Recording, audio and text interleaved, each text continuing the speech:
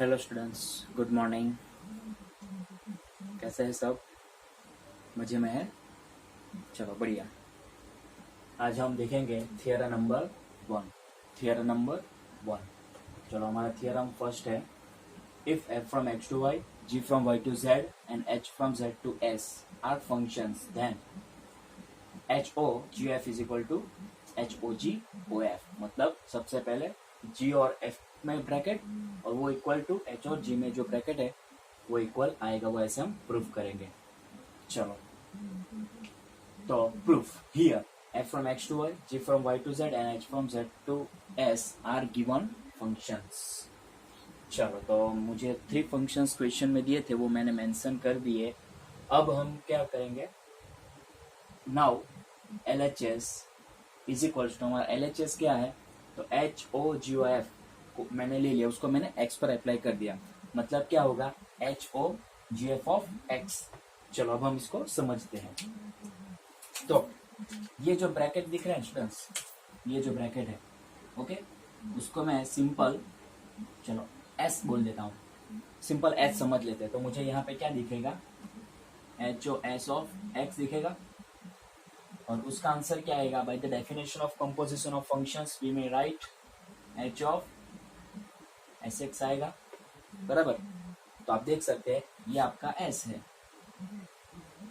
दिख रहा है, h ऑफ sx दिख रहा है, h of sx।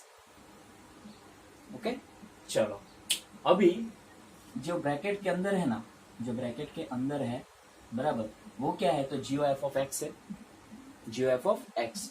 And by the definition of composition of function we may write g of fx लिख सकते हैं। हम यहाँ पे क्या लिखेंगे, g ऑफ fx, जो ब्रैकेट के अंदर उसकी बात कर रहा हूँ मैं, GOF ऑफ x है, तो उसको हम क्या लिख सकते हैं, g ऑफ fx, जो हमारे कंपोजिशन ऑफ फंक्शंस की जो डेफिनेशन है। Okay, according to that function we may write this. समझ में आ रहा है स्टूडेंट्स? तो मुझे क्या मिला finally, h of g of fx for all x belongs to capital X, क्योंकि यहाँ पे f ऑफ x है ना, बराबर, f x पर अप्लाई कर रहे हैं, मतलब ये f x पर अप्लाई होगा, और जो x होगा वो किसका मेंबर होगा, जो f का जो डोमेन है उसका मेंबर होगा। That means for all x belongs to capital X। चलो समझ में आ गया फर्स्ट स्टेप कैसे मिला। सबसे पहले इसको मैंने s सपोज किया, तो मुझे HOS ऑफ x ऐसा दिखेगा, और यहाँ पे मैं कंपोजिशन की डेफिनेशन अप्लाई करूंगा, तो मुझे क्या मिलेगा, h ऑफ sx मिलेगा, बराबर। तो यहाँ पे h ऑफ, ये जो GOF है ना, उसका नाम क्या है, तो s है हमारे पास, तो h of s of x। अभी यहाँ पे हम देख सकते हैं, तो हमें GOF ऑफ x मिला, बराबर। यहाँ पे भी हम कंपोजिशन की डेफिनेशन अप्लाई करेंगे, तो हमें क्या मिलेगा, तो h ब्रैकेट में g ऑफ fx मिलेगा, बराबर ना। इसका जो आंसर है वो g ऑफ fx मिलेगा। तो फाइनली जो मुझे मिला, इसको मैंने रिजल्ट नंबर 1 दे दिया। अभी मैं क्या करूंगा, तो RHS पे फोकस करूंगा। RHS is equal to HOG of x is equal to, मतलब x पर मैंने अप्लाई कर दिया। सेम सिमिलर मैं क्या करूंगा, इसको मैं s सपोज करूंगा, तो मुझे क्या दिख रहा है यहाँ पे, SOF ऑफ x दिख रहा है, SOF ऑफ x मतलब SOF ऑफ x। चलो यहाँ पे हम कंपोजिशन की डेफिनेशन अप्लाई करेंगे, तो क्या मिलेगा, s ऑफ fx मिलेगा, s ऑफ fx। तो आप देख सकते हैं यहाँ पे मैंने अप्लाई किया है, ये हमारा s है, बराबर। मैं लिख ही देता हूँ नीचे, तो आपको समझ में आ जाएगा, ये s है और ये fx, okay, s of fx, s of fx, okay. चलो गुड, तो यहाँ तक तो आपको समझ में आ गया होगा। अब आप देख सकते हैं यहाँ पे जो ब्रैकेट में ना, बराबर, ये HOG है, और इसको मैं x सपोज कर लेता हूँ, fx को मैं x सपोज कर लेता हूँ, तो मुझे क्या मिलेगा, तो HOG ऑफ x मिलेगा, दिख रहा है। ये जो ब्रैकेट के अंदर का जो fx है ना, उसके जगह पे मैं सिर्फ सिंपल x सपोज करता हूँ, तो मुझे क्या कैसा दिखेगा, जो टर्म है HOG ऑफ x दिखेगा। अब यहाँ पे मैं हमारी जो डेफिनेशन है वो अप्लाई करता हूँ, तो मुझे आंसर क्या मिलेगा, h ऑफ gx मिलेगा, बराबर। तो आप देख सकते हैं h of g of x, ये देखो x के जगह पे हमारा fx है, यहाँ पे जो x है ना उसके जगह पे क्या है, fx है, दिख रहा है, जो मैं अंडरलाइन करता हूँ, ये जो ये x है, बराबर। अब ये आप दोनों को कंपेयर करेंगे, तो यहाँ पे x है और यहाँ पे fx है। समझ में आ गया स्टूडेंट्स? ओके, और यहाँ पे भी for all x belongs to capital X, क्योंकि हमारा x किसका मेंबर है, f x पर अप्लाई किया है, मतलब ये f डोमेन पर अप्लाई किया, डोमेन का एक मेंबर है small x, therefore for all small x belongs to capital X। और ये जो आंसर आया उसको मैं क्या देता हूँ, रिजल्ट नंबर 2 दे देता हूँ। समझ में आ गया, रिजल्ट नंबर 2 दे दिया। अब आप दोनों रिजल्ट को ऑब्जर्व करेंगे, रिजल्ट नंबर 1 एंड 2 को, तो आप देख सकते हैं दोनों के आंसर क्या है, सेम आए, बराबर। ये भी क्या है, h ब्रैकेट में g ब्रैकेट में fx, यहाँ पर भी h ब्रैकेट में g ब्रैकेट में fx। Therefore, from 1 and 2 we get LHS is equal to RHS.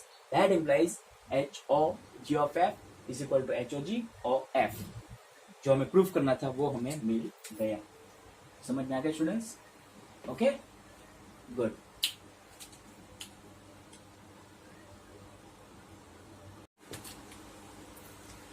Okay, students, I hope you understand in theorem number 1. Now, move to the next one, which is example number 26. Consider f from n to n, g from n to n, h from n to n, defined as fx is equal to 2x, g of y is equal to 3y plus 4, and h of z is equals to sin z for all x, y, z belongs to capital N. Show that, अभी जो हमने previous theorem proof किया वही हमें यहाँ पे proof करना है। चलो, और इम्पोर्टेंट बात है स्टूडेंट्स, थियरम 1 और ये एग्जाम्पल है ना, मतलब थियरम 1 और एग्जाम्पल नंबर 26, ये दोनों जो भी सम्स है, बराबर, ये थियरम और एग्जाम्पल, ये दोनों को आपको कहाँ पे स्टिक कर देना है। ओके, एक पेज में तो ये कंप्लीट हो जाएगा, आगे वो थियरम और उसके पीछे ये सम, बराबर, मतलब वो एक पेज होगा, बराबर। कैसा पेज, सपोज ऐसा एक पेज, बराबर, तो यहाँ पे आपका वो थियरम और उसके पीछे वो ये सम, बराबर, ये एक पेज में लिखना है।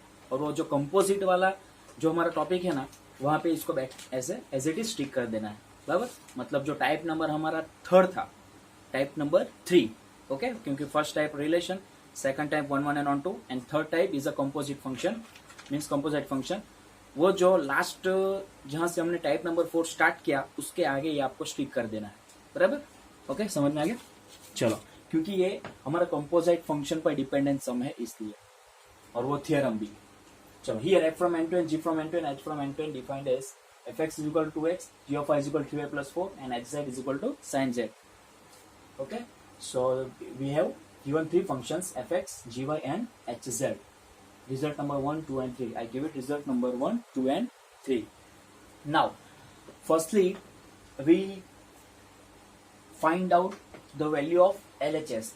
Okay, and then we find out the value of RHS. और उसके बाद हम ऑब्जर्व करेंगे कि जो हमारा LHS का आंसर और जो RHS का आंसर आया, दोनों का आंसर सेम है या नहीं।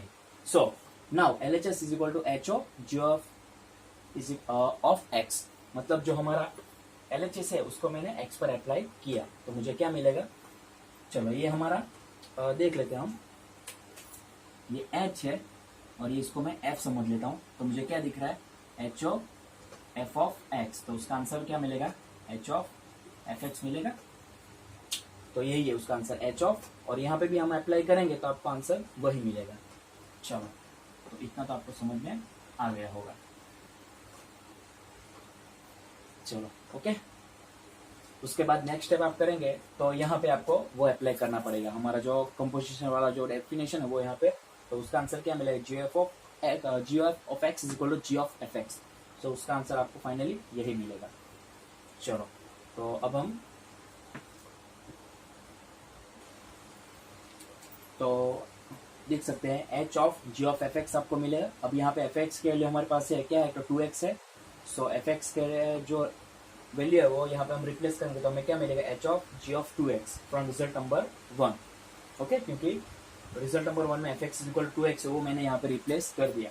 अब आपको क्या मिल रहा है, तो g ऑफ 2x मिल रहा है ना, तो उसको हम g ऑफ y के साथ कंपेयर करेंगे, तो हमारे y की वैल्यू क्या है, तो 2x है, तो यहाँ पे 3 इंटू 2x हम लिख सकते हैं, मतलब जहां भी y है वहां हम 2x पुट करेंगे।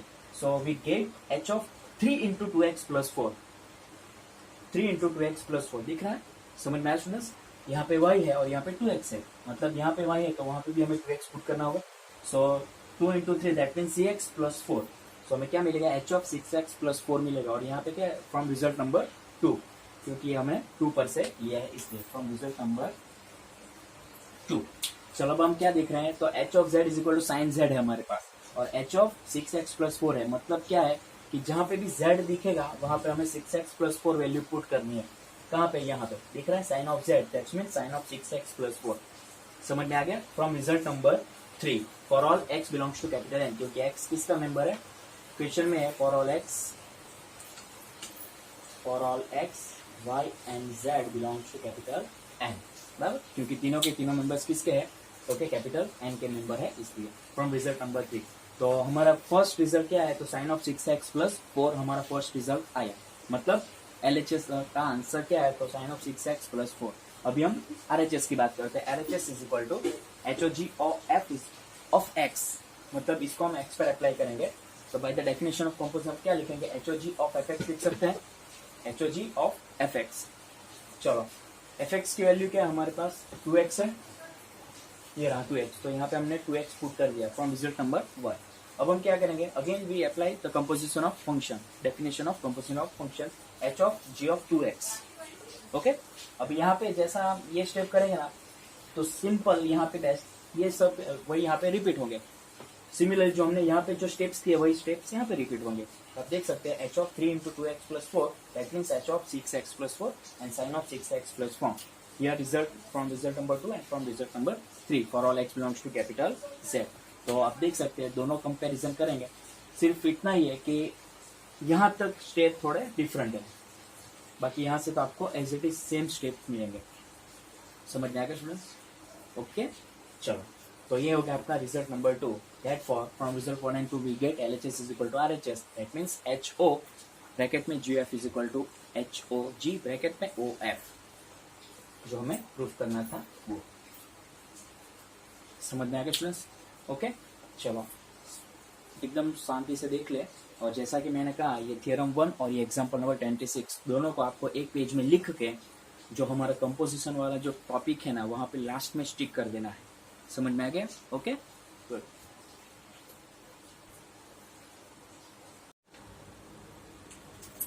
चलो अब हमारा नेक्स्ट सम है miscellaneous exercise फर्स्ट का फर्स्ट।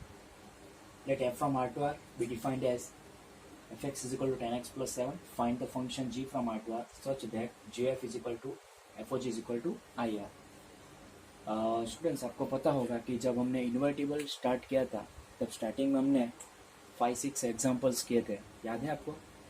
बस ये वही है। समझ में आ रहा है स्टूडेंट्स, कुछ मैं बोल रहा हूँ समझ में आ रहा है? ये वैसा ही एग्जांपल्स है और वही है मैं कहूँ तो, ओके, कोई बात नहीं होगी। कैसे, तो हम देख लेते हैं। सबसे पहले हमें fx जो हमें क्वेश्चन में दिया ही जाता था, फिर उसके use of that function we have to find our another function g and we verify that fog is equal to and gf both are equals to the identity function। और यहाँ पे तो हमें क्या है, such that fog is equal to gf is equal to IR तो proof ही करना है, बराबर। पर fx is equal to 10x plus 7 के उसका यूज करके हम जो फंक्शन फाइंड आउट करेंगे वो हमारा g होगा, बराबर। तो हमें fx और gx दोनों मिल जाएंगे, fx और gy दोनों मिल जाएंगे। फिर हम क्या करेंगे, fog और gf फाइंड करेंगे और दोनों इक्वल टू IR आ जाएगा, बराबर। सपोज आ जाएगा तो हम कह सकते हैं जो हमारा फंक्शन g ऑफ y होगा जो हम फाइंड आउट करेंगे, use of fx, okay, we have to find g of y, then we say that the function which is we require is that function. मतलब जो हमें फाइंड आउट करने के लिए जो बोला था फंक्शन, जो हम fx की मदद से हम फाइंड आउट करेंगे, बराबर, तो वो फंक्शन हमारा फाइनलाइज होगा। समझ में आ रहा है? चलो, तो हमारा प्रोसीजर तो सेम वही है जो हमने स्टार्टिंग में 5-6 एग्जांपल्स किए, सेम वैसा का वैसा ही। तो आप देख सकते हैं कि here f from R to R be defined as fx is equal to 10x plus 7, give it result number 1, okay. चलो अब हम क्या करेंगे, इस फंक्शन का यूज करके हम हमारा अनदर फंक्शन मतलब g फाइंड आउट करेंगे। Now let fx is equal to y, we know that fx is equal to 10x plus 7 from 1, okay, that implies 10x plus 7 is equal to y।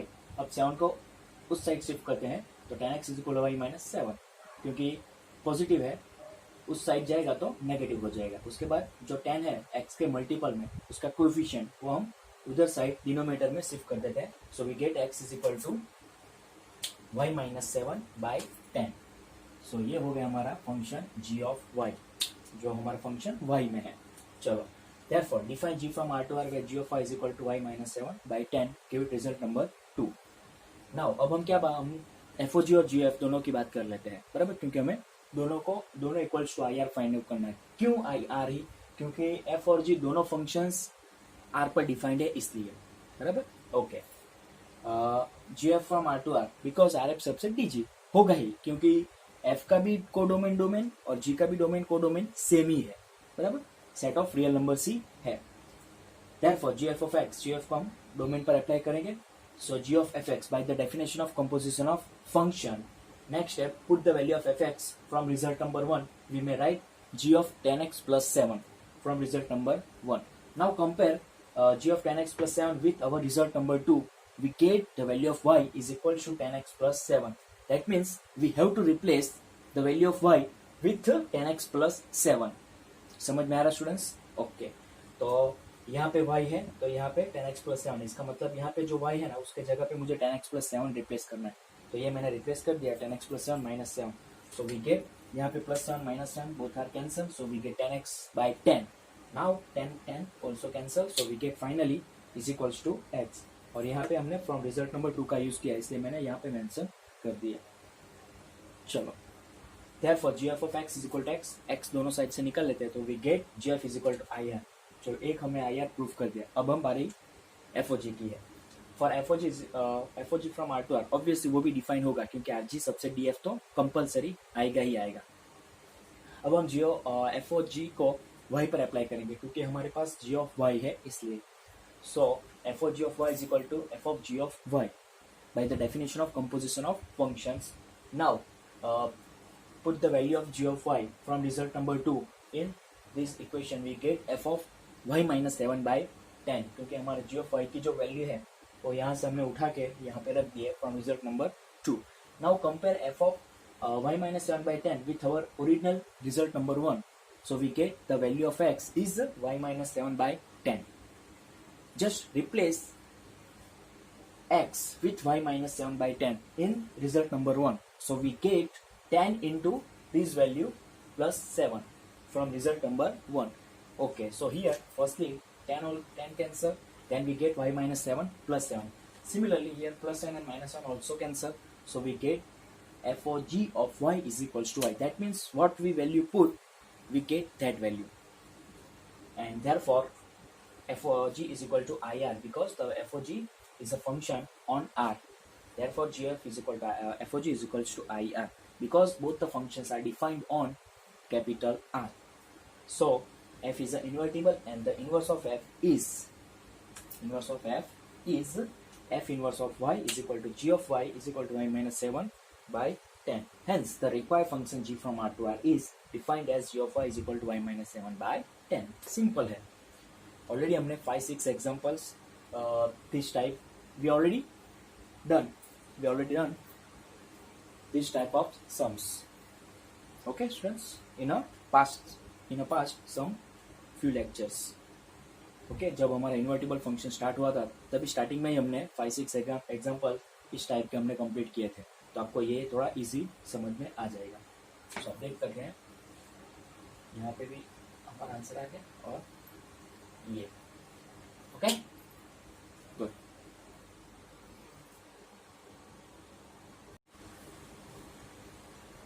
चलो okay students, I hope कि आज हमारा एक theorem और उस पर dependent example और उसके बाद हमने एक सम देखा, मतलब आज हम टोटल ऐसे कह सकते हैं कि 3 सम आज हमने ये कंप्लीट किया।